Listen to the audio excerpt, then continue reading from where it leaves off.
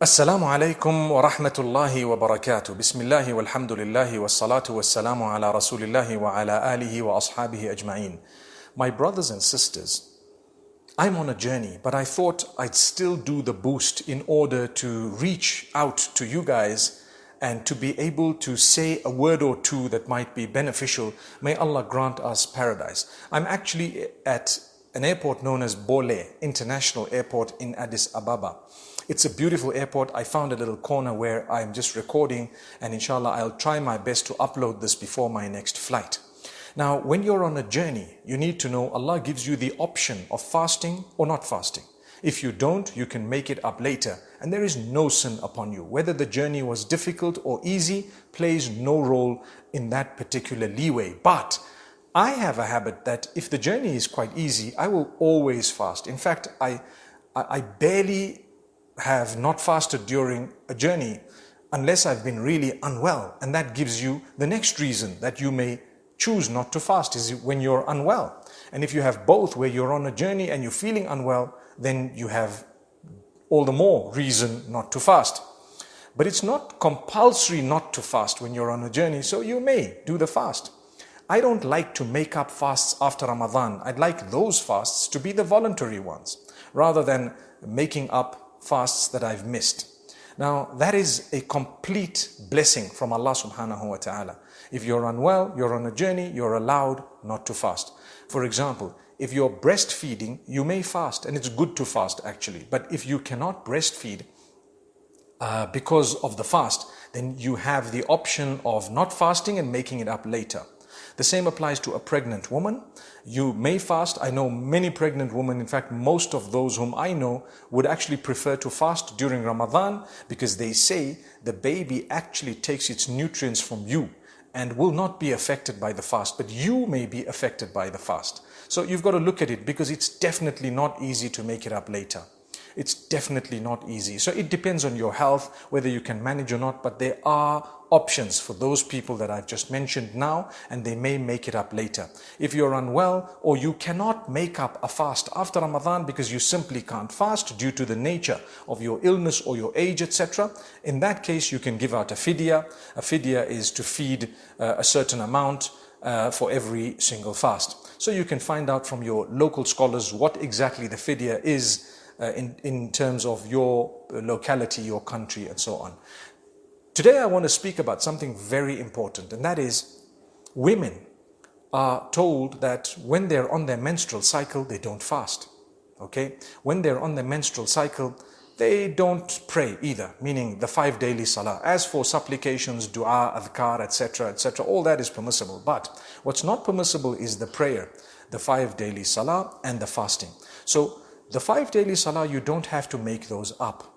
But the fasting, you have to make it up after Ramadan, and that's not easy. Many would have from 5 to 10 days every Ramadan that they need to make up. Now, some people feel sad, and this is why I'm making this video, to let you know, don't be sad if you haven't fasted in the month of Ramadan due to your menstrual cycle, because happiness should be in obeying the instruction of Allah. When He says fast, I will fast, I'm rewarded.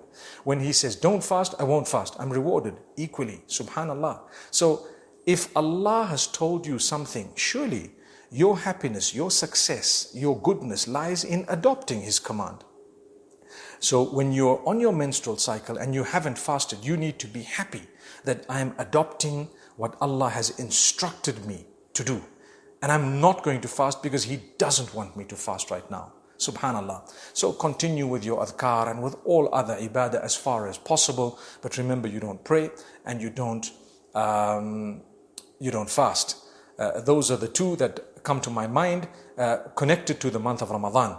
My beloved sisters, you need to understand that after Ramadan, it's not going to be easy to make up the fasts.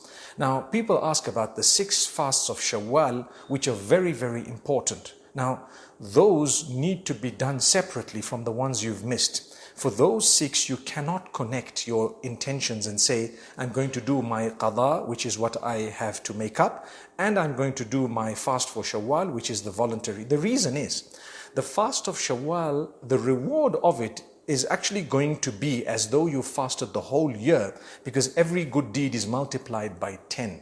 So I need to have the month completely, which will then be multiplied by 10, equivalent to 10 months. And I need another 6 days, which would then be multiplied by 10, equivalent to 60 days. That's 2 months. So 10 months and 2 months makes the whole year. If I haven't completed the number in this case, then I don't get that full reward. So in the case of the Shawwal fasts in particular, you need to make them separately for the reason that I've just mentioned. And this is the opinion of the majority as far as I know. Now, my sisters, the question is, what should I do first? Should I do my leftover fasts or should I do the Shawwal fasts? There are several opinions of the scholars. It is preferred, obviously. Some say you should do your qada first because that's farad, it's compulsory, and then you can do your Shawwal later. And some say that for as long as you've done the 6 fasts of Shawwal, you have a leeway to do your qada for several months. Your qada doesn't have to be in the month of Shawwal. So if you connect those opinions together, I think you should try to do your at least 6 fasts within Shawwal, which would be the 6 fasts of Shawwal, and try and make up as many of the qada that you have. But if you haven't made up all your qada in Shawwal, don't worry.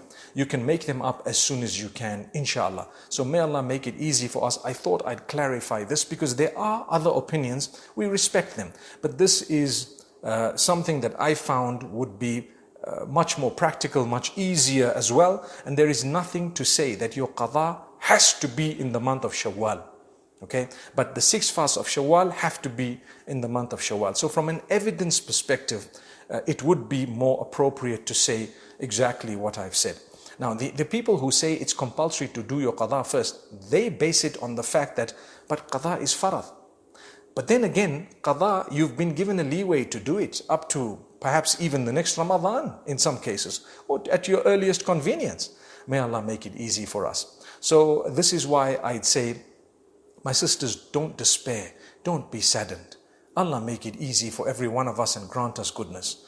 And it's something that really needs to be addressed, and here I have addressed it. You do have, that's not a leeway, that's an instruction from Allah Almighty to say, hang on, I don't want you to fast. You say, oh Allah, if you told me not to fast, I'm not going to fast. And I know I will be rewarded for obeying your instruction, because the reward is for obeying Allah's instruction.